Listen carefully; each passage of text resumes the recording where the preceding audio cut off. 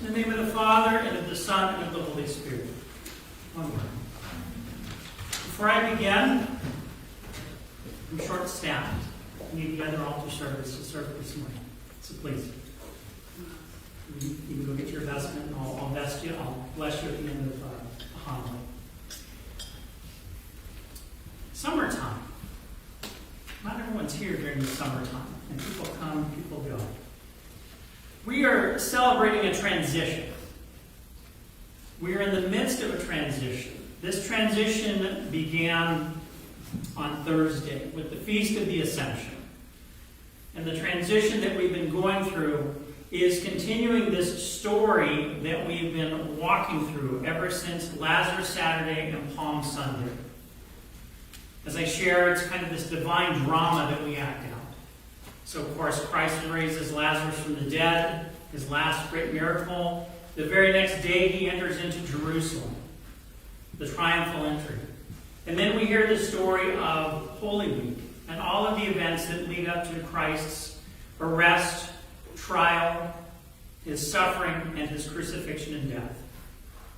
And then, of course, we celebrate Pascha, his raising from the dead.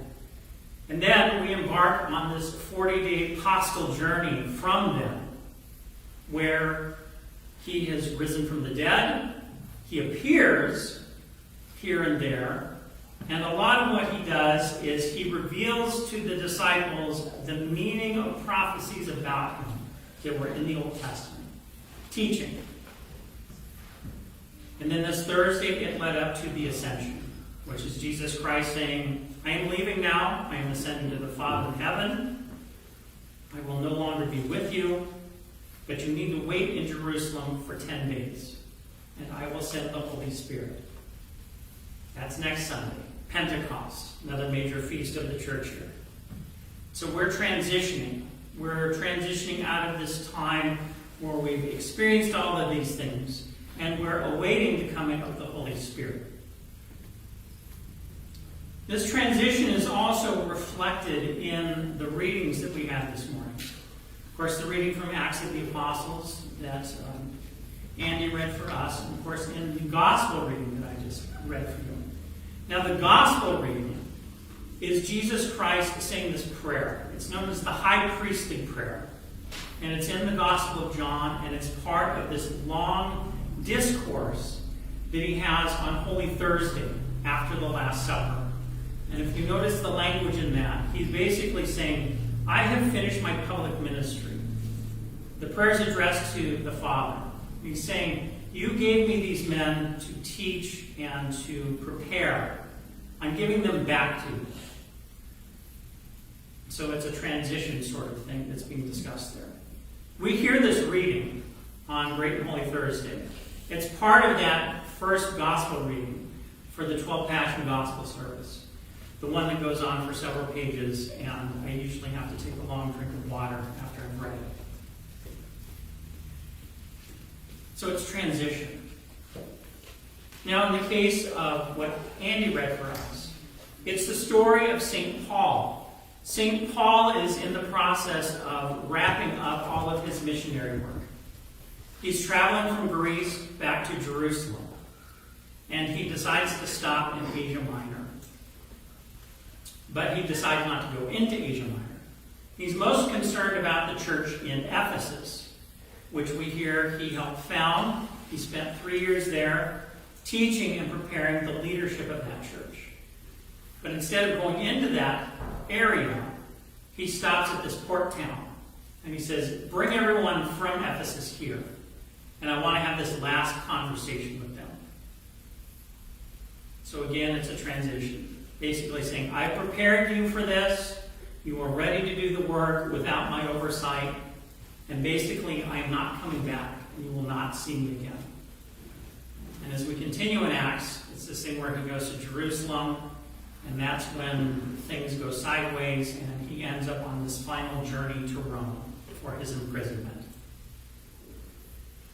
So it's the coming to the end of St. Paul's ministry. So it's transition. Seasonal, scriptural. So something I wanted to talk a little bit about this morning And this has to do with some news that I shared earlier this week. Of course, I shared, I know not everyone reads their email, so I'll just repeat it. We received news from the Archdiocese earlier this week that our bishop, His Grace Bishop Anthony, is being moved to the Diocese of the West. So that's California, West Coast. That's effective August 1st. So of course I know one of the things we were anticipating is end of September, Bishop Anthony coming for his visit. And now that visit will not be happening because he'll have a new job.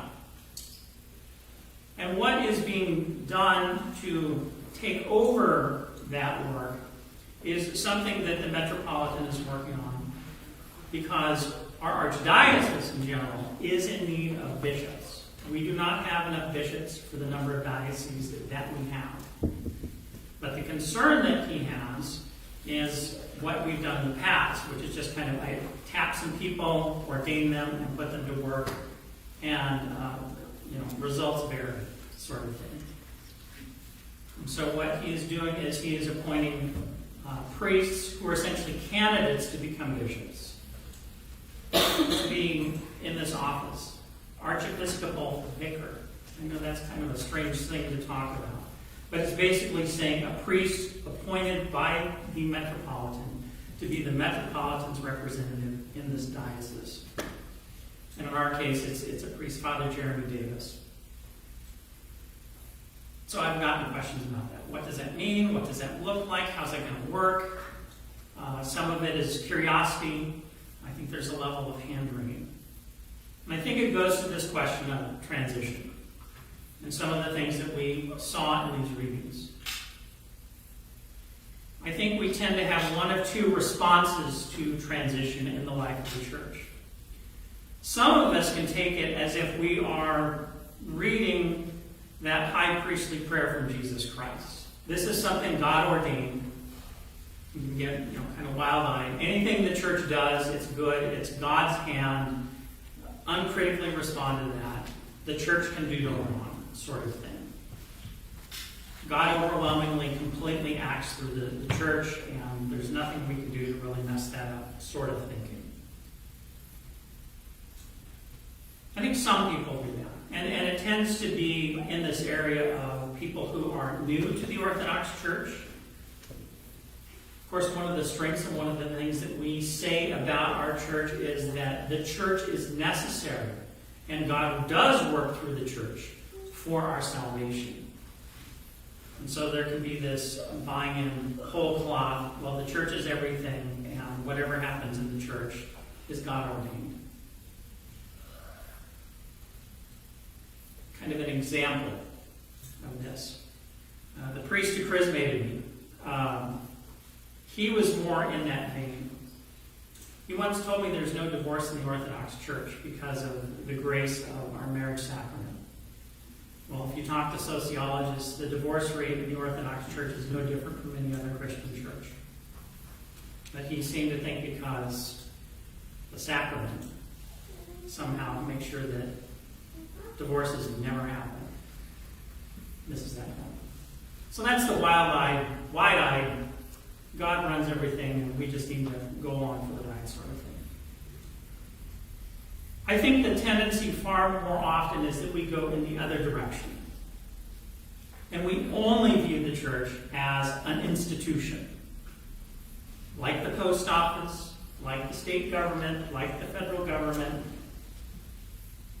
And it can get into these questions about motives and who's trying to do what, and political thinking.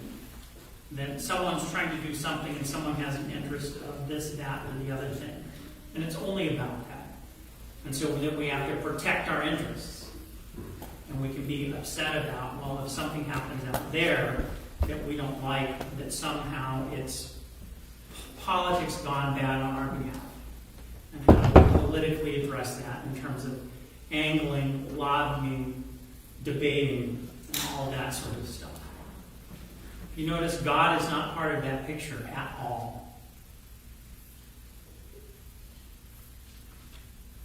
Now, something that was clearly impressed upon me when I was in seminary, because in your seminary classes, you do get a lot of what-if sorts of questions. Well, what if this happens? What does that mean? And some of it questioning and impinging upon what does that mean in terms of our faith and how we understand things. And a very clear thing that is taught about our faith. The church is a divine, human institution. It's not one, it's not the other. Our church is ordained by God. When we talk about Paul visiting with those clergy in Ephesus, that was our church. It wasn't the Methodist Church of Ephesus or the Lutheran Church of Ephesus. It was that church. And we understand that. There's the historical continuity back to the apostles. So that when we talk about church and we look at Paul, we're talking about the same thing. It's not a different entity. And that God, throughout the past 2,000 years, has worked through that institution. But the means he works is with us. Poor, fallen, sinful people. We are on the path towards salvation, but we are not perfected yet. And so things do come in the life of the church and how the church proceeds. So there are instances of all those passions, greed, envy, lust, and they can factor in on things that happen in the life of the church. But something I do want to impress. I think there's a difficulty that we have as a parish. Our focus very much is the parish, parochial. We kind of do things with some parishes in the Cleveland area, and that's different groups, the Greek, the OCA, and all that. But in terms of our part in an Antiochian archdiocese or beyond Cleveland,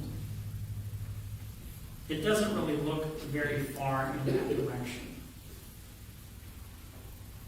And so it's an unknown for us. So when we hear Bishop Anthony is being moved, and there's this new priest, Father Jeremy, coming, we know Bishop Anthony, and that's a loss. We don't know Father Jeremy. What does that mean for us? So, if we need anything assuaged there, something helpful. I'm not close, but I've known Father Jeremy for over 20 years. He was a parishioner at St. George Cathedral in Wichita in the late 90s, when I was a parishioner at St. Peter and Paul in Topeka, Kansas in the late 90s. There were diocesan things that I went to. Bishop Basil did a men's retreat every year during Great Lent. I went there. Father Jeremy went there. So I know him. He went to seminary. He was a little ahead of me. He was in his last year when I was in my first year. And since then, he has served primarily in the Diocese of Wichita. He did spend a year in the Archdiocese of Australia, doing youth and young adult work. And in the past 3, coming on 4 years, he's worked at the Archdiocese headquarters as the Metropolitan's assistant. So in terms of pastoral experience, ministry experience, administrative experience, and the perspective from the vantage point of the Archdiocese, he's done that. And so, in terms of him coming, I think we're fine. I think we're in a good position. I think that what he will do for us will be his best effort and his godly effort. And I do see the potential that, don't quote me on this, and live stream, don't quote me on this, he will probably be our next bishop after a period of time. And we'll be fine. But it is transition. God is working through that, but there is also the potential for human fallibility to enter in on that. And so on our side, it is, we give him the opportunity to do the work and be our leader in that role as Archiepiscopal vicar. And we help him as he needs so. And of course, we'll be interested in how we are doing and what our needs are. And so we very much can share with him as we shared with Bishop Anthony. So we have this transition that we're looking at. New ministry, new life, new leadership. And it's all with God present. We just need to do our part. Glory to Jesus Christ.